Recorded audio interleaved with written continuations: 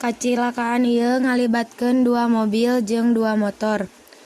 Anu korbana sadayana lebet ka rumah sakit anu pangcaketna.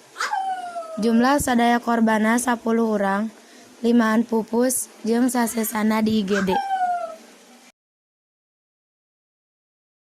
Kitu bae warta titip kuring.